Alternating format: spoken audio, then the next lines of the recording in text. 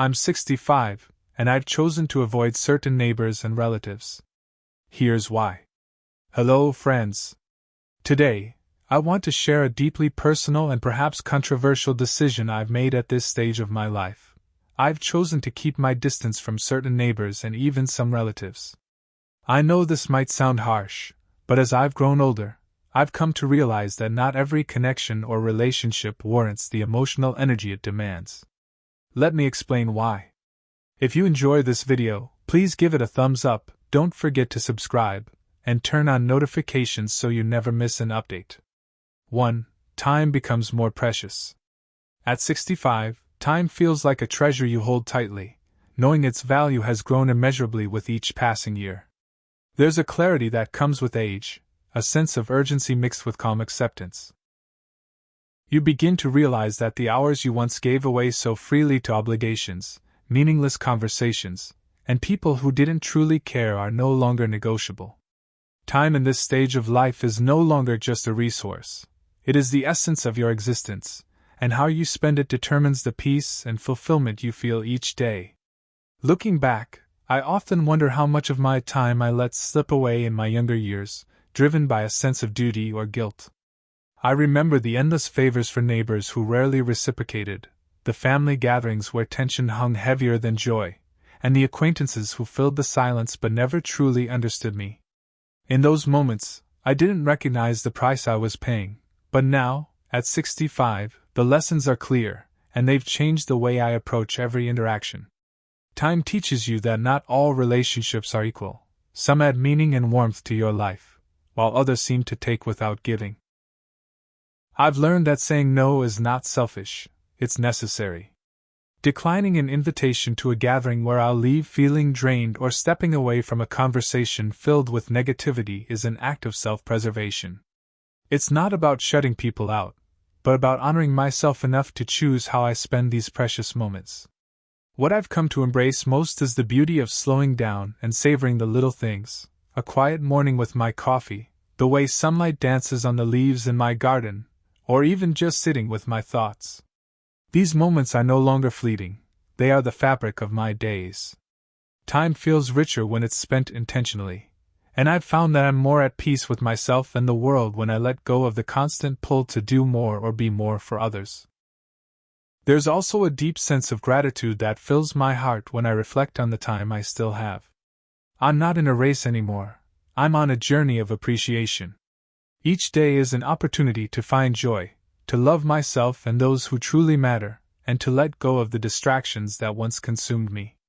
My time is my own now, and I protect it fiercely, not out of fear, but out of a deep understanding that it is the most precious gift I have left to give.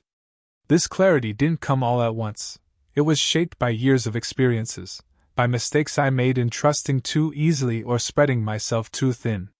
It was shaped by losses that reminded me just how fragile life is and by moments of solitude where I learned to enjoy my own company. Time has become a teacher, and with its lessons I've found freedom, not to fill my days with busyness, but to spend them in ways that bring me genuine peace and happiness. So yes, time has become more precious to me than ever before, and by honoring it, I've found that I am also honoring myself. That's a lesson I wish I'd learned earlier, but perhaps it's one that only truly comes when you're ready to embrace it. At 65, I am ready, and it feels like a gift. 2. Boundaries are essential. As I've grown older, I've come to understand that boundaries are not just guidelines, they are lifelines. They protect our peace, define our relationships, and most importantly, honor the person we've worked so hard to become. At 65, I no longer feel the need to explain or defend the boundaries I set. They exist because I've earned the right to live my life on my own terms, shaped by years of experience, heartbreak, and hard-won wisdom. When I was younger, I thought being available to everyone was a sign of kindness. I believed that giving my time, energy, and emotional space to anyone who asked was the right thing to do. But that constant availability came at a cost.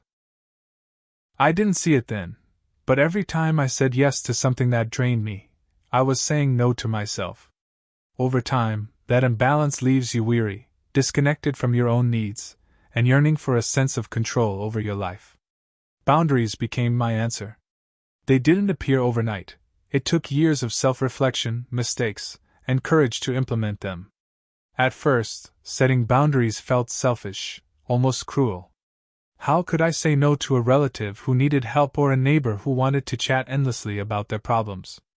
But I began to realize that saying no wasn't an act of rejection, it was an act of self-respect. I wasn't closing doors. I was opening space for the things that truly mattered to me. I've learned that boundaries are not about pushing people away but about inviting the right ones closer. They help you define what you will and won't tolerate, not out of anger but out of love for yourself. For me, that has meant politely stepping back from people who thrive on gossip or negativity, limiting my time with relatives who only bring drama to family gatherings, and choosing to engage with neighbors who respect my space rather than those who treat my time as an open invitation. These choices haven't always been easy. Some people don't understand boundaries, and others may resent them. But at 65, I've come to realize that I'm not responsible for how others feel about my choices.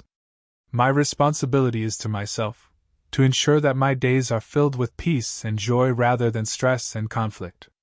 I no longer feel guilty about protecting my time and energy. Instead, I feel empowered.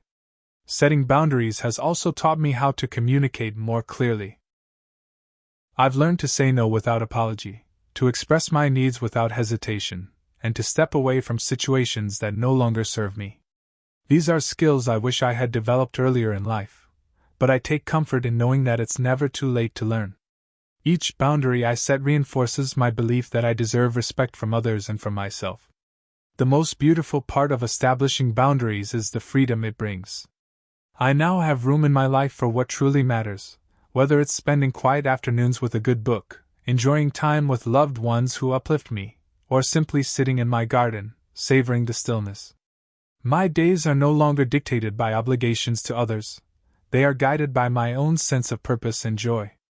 At this stage of life, I realize how precious every moment is, and boundaries ensure that I spend those moments wisely. They are not walls meant to isolate me but rather gates that I control, deciding who and what enters my life. With each decision to uphold a boundary, I am reminded that I am worthy of peace, happiness, and fulfillment. Boundaries are essential because they remind us that we have the power to shape our own lives.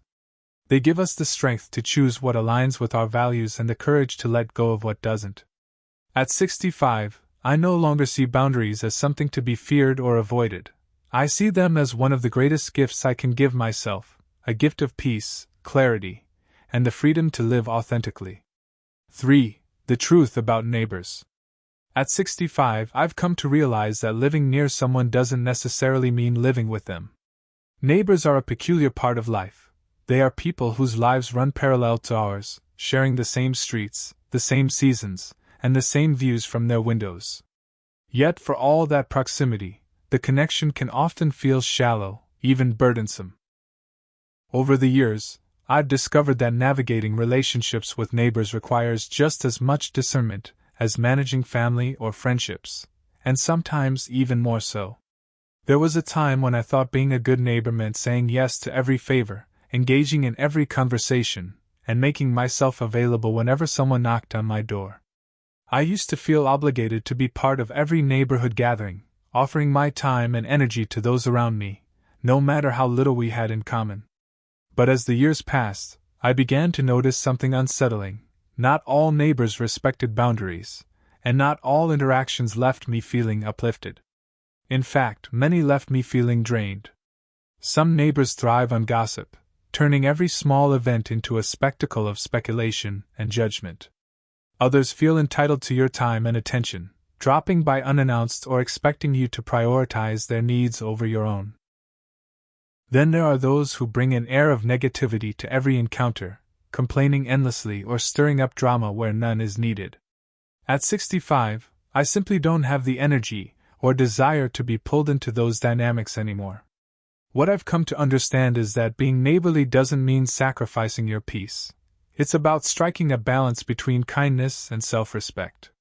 I've learned to smile and say hello when I cross paths with someone, but also to gently excuse myself if the conversation begins to veer into territory that doesn't serve me. I've mastered the art of polite distance, acknowledging the presence of others without feeling the need to invite them into every corner of my life. One of the most liberating realizations I've had is that I'm under no obligation to explain my choices. If I prefer to spend my evenings quietly at home rather than joining a neighborhood event, that's my prerogative.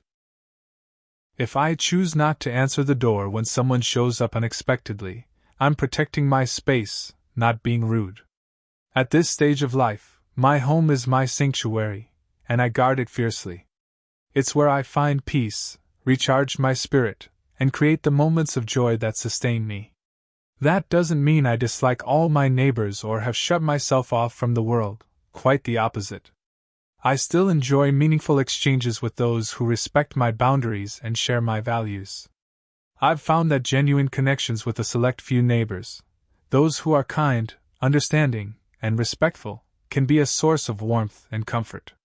But those connections are rare and should be cherished, not forced. I've also come to appreciate the power of solitude. There's something profoundly peaceful about sitting in the early morning, watching the world wake up without feeling the need to engage with anyone else. I find joy in the quiet moments, watering my garden, taking a walk around the block, or simply listening to the sounds of the neighborhood without participating in its chatter. These moments remind me that I don't need constant interaction to feel connected to the world around me. The truth about neighbors is that they're just like any other people in our lives. Some will bring joy and positivity, while others will test our patience or encroach on our boundaries.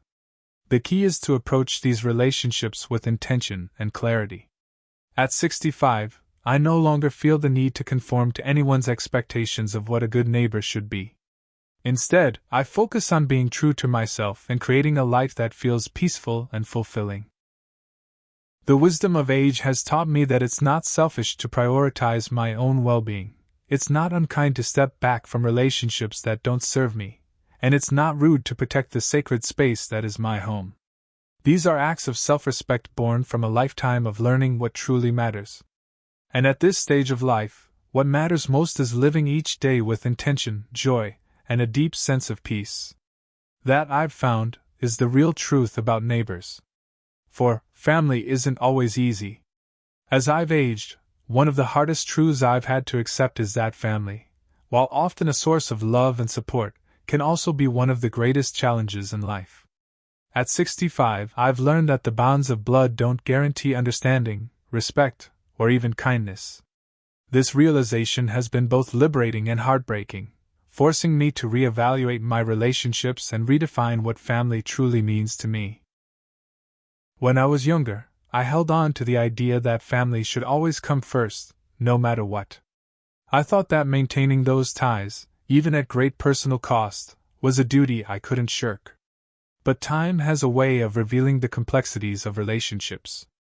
Family gatherings that should have been filled with joy often became arenas for old arguments to resurface. Calls that should have brought comfort instead carried demands, criticism, or complaints.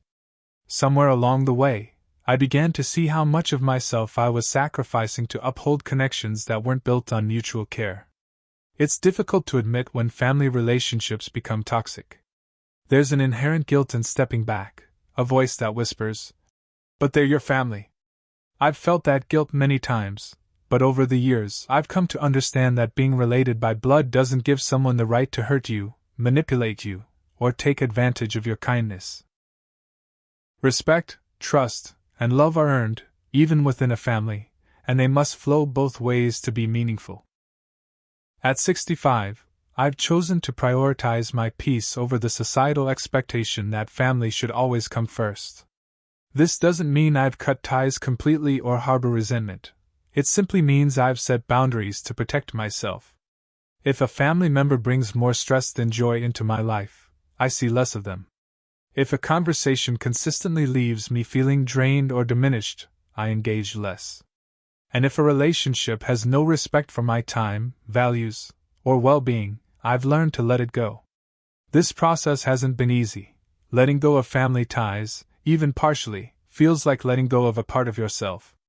There are memories attached to those bonds, birthdays, holidays, shared laughter, that make the distance feel like a loss. But there's also a profound sense of freedom in recognizing that I don't have to hold on to relationships that harm me. I can choose to focus on the family members who bring light into my life, those who listen, support, and genuinely care. And create space for chosen family, friends, and loved ones who have become just as important, if not more so, than those I'm related to by blood. One of the most valuable lessons I've learned is that stepping back doesn't have to mean shutting down. I've found ways to approach difficult family relationships with compassion, even from a distance. I no longer engage in arguments or try to change people who have no interest in changing.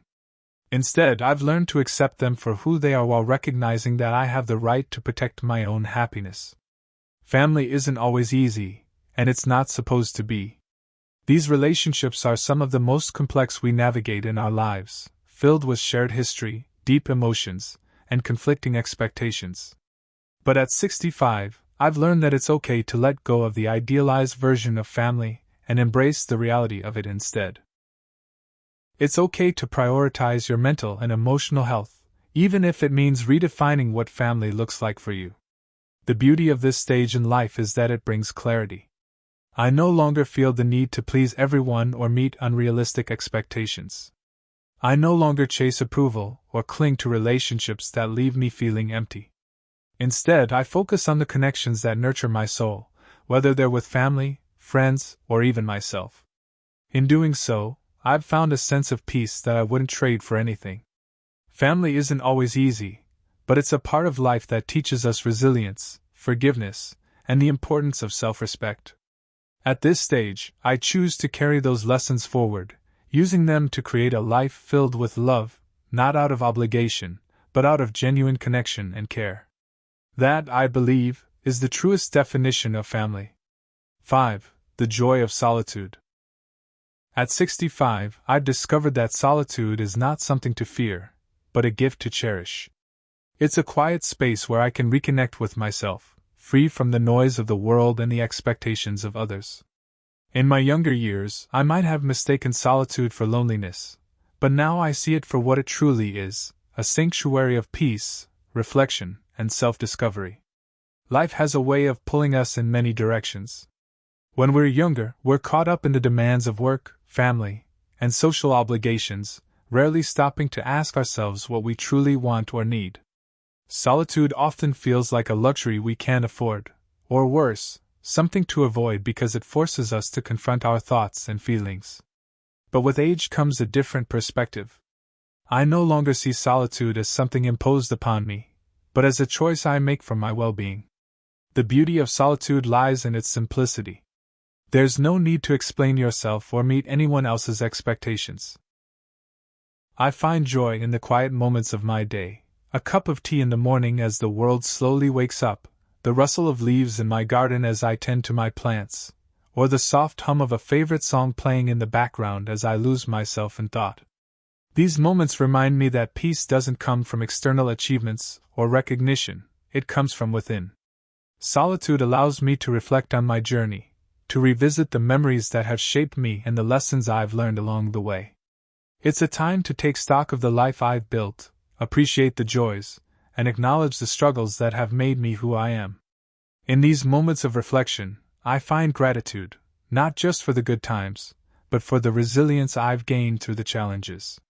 There's a quiet strength in looking back and realizing how far you've come. Spending time alone has also taught me the value of being present when I'm in the company of others. My mind often races with thoughts about what to say or how to respond, but in solitude, there's no need for pretense. I can simply be. I notice the small details I used to overlook, the way sunlight filters through the trees, the sound of a distant bird call, or the comforting rhythm of my own breath. These moments ground me, reminding me that life's greatest treasures are often found in its simplest pleasures. I've also realized that solitude doesn't mean isolation. It's not about cutting myself off from the world, but about creating space for myself within it. By embracing solitude, I've become more intentional about the connections I do maintain. I'm more present and attentive when I'm with loved ones because I've taken the time to recharge and center myself. Solitude has given me the clarity to see which relationships truly matter and the strength to let go of those that don't. There's a quiet confidence that comes with embracing solitude. It's the knowledge that I am enough and that I don't need constant validation or companionship to feel complete. This realization has been one of the most liberating parts of growing older. I no longer feel the pressure to fill every moment with activity, or every silence with conversation. Instead, I find contentment in the stillness, knowing that it's in these moments I come closest to understanding myself. Solitude is a teacher, and its lessons are profound. It has shown me the importance of slowing down, listening to my own thoughts, and honoring my needs. It has taught me that it's okay to step back from the world, not out of bitterness or withdrawal, but out of a deep respect for my own well-being. At 65, I've come to see solitude not as an absence but as a presence, a chance to be fully with myself and to nurture the parts of me that often go unnoticed. The joy of solitude is something I wish I had embraced earlier in life, but perhaps it's a gift best understood with age. It's in these quiet moments that I find my true self, unencumbered by the roles I've played or the expectations placed upon me, and in that self, I find a peace that no amount of social interaction could ever bring. So, I welcome solitude with open arms, knowing that it's not a retreat from life but a deeper dive into it. It's where I find clarity, strength, and joy, a joy that's not fleeting or dependent on others, but rooted in the steady, unshakable foundation of my own soul. And that, to me, is one of the greatest gifts of this stage of life. 6. Selective relationships are healthier. At this stage in life, I've come to embrace the power of choice when it comes to relationships. I no longer feel the need to hold on to connections out of obligation or nostalgia. Instead, I focus on the quality of the relationships I maintain, knowing that meaningful bonds are far more valuable than the number of people in my social circle. In my younger years, I often felt the pressure to be everything to everyone, a supportive friend, a dependable family member, a sociable neighbor. I stretched myself thin trying to meet expectations, even when it left me feeling exhausted or unfulfilled. But as the years have passed, I've come to realize that not every connection is worth the effort it requires to maintain. Some relationships are like seasons. They serve a purpose in our lives for a time, but they are not meant to last forever. Being selective about who I spend my time with doesn't mean I've become bitter or antisocial. It means I've learned to value my energy and peace. I seek out relationships that are mutual, where both parties give and receive in equal measure. I look for connections that bring joy, encouragement, and understanding rather than those that leave me feeling drained or burdened. And I've learned to walk away from relationships that no longer serve me, not with resentment, but with gratitude for the lessons they've taught me. This shift in perspective has been transformative. By choosing to surround myself with people who genuinely care, I've created a circle of support that uplifts me rather than weighs me down. It's not about having a large group of friends or a busy social calendar. It's about cultivating meaningful moments with those who truly matter. These connections, however few, add richness to my life that no amount of superficial interactions could ever provide. Selective relationships are not just healthier, they are freeing. They allow me to invest my time and energy in the people who align with my values and who respect the person I've become. At 65, I understand that my time is precious, and I choose to spend it with those who bring light into my life. In doing so, I've found a sense of contentment and fulfillment that eluded me in my younger years. It's a lesson I've learned with age and one I treasure deeply. 7. Protecting your peace. Protecting my peace has become my guiding principle, a commitment to myself that I will no longer sacrifice my well-being for the sake of others' expectations or demands. At 65, I've come to see peace as the foundation of a good life, and I guard it fiercely. Life has taught me that peace doesn't come naturally. It must be cultivated and protected. It requires intentional choices about who I let into my life, how I spend my time, and what I allow to occupy my thoughts. There are so many forces in the world that threaten our peace: conflict, negativity, and the relentless pace of modern life. For much of my life, I allowed these forces to invade my world, thinking it was my duty to handle them or that they were simply unavoidable. But now I see that peace is not something that happens to you, it's something you create. Protecting my peace often means saying no to invitations that feel more like obligations than joys, no to conversations that spiral into negativity or drama, no to people who take more than they give. It means stepping away from situations that threaten my emotional or mental health, even if it's difficult or uncomfortable. It's not about being selfish, it's about recognizing that my well-being matters too. At 65, I've also come to understand that protecting my peace is not just about avoiding negativity. It's about actively seeking positivity. I fill my days with activities that nurture my soul, reading, walking, spending time in nature, or simply sitting in silence. I seek out relationships that bring me joy and comfort, and I surround myself with beauty and tranquility wherever I can find it. These are the things that sustain me, that remind me of the goodness in the world and restore my sense of balance when life feels overwhelming. Protecting my peace has also helped me approach challenges with greater clarity. When I'm not bogged down by unnecessary stress or conflict, I can face difficulties with a calm and focused mind. I've learned that peace doesn't mean the absence of problems. It means having the strength and perspective to handle them without losing yourself in the process. This commitment to peace has transformed my life. It has given me the freedom to live authentically, to honor my own needs and desires, and to create a life that feels truly my own. At 65, I no longer chase after the approval of others or the distractions of the world. Instead, I protect my peace with everything I have, knowing that it is the greatest gift I can give myself. In doing so, I've found a deep, abiding sense of contentment that I wouldn't trade for anything. A final thought. Choosing to avoid certain neighbors and relatives isn't about bitterness or anger. It's about self-respect and recognizing what you need to live a happy, peaceful life. At 65, I've learned that happiness often comes from simplicity, fewer conflicts, fewer obligations, and more time spent doing what you love with the people who truly matter. So if you find yourself feeling the same way, if you're choosing solitude or being selective about your relationships, know that you're not alone. It's not selfish, it's self-care. And at this stage of life, self-care is one of the greatest gifts we can give ourselves. Take care, friends. Remember, it's never too late to put yourself first. These lessons are meant to inspire you to live fully and authentically. Now, I'd love to hear from you. Take a moment to reflect and share one thing you've learned and plan to apply in your own life. Let's support each other on this journey toward embracing these truths. If you enjoyed this video, please leave a comment with 1. If not, feel free to comment with 0. Your feedback means a lot to us. Don't forget to like, share, and subscribe to our YouTube channel for more content like this. Thank you for watching, and here's to living life on your own terms.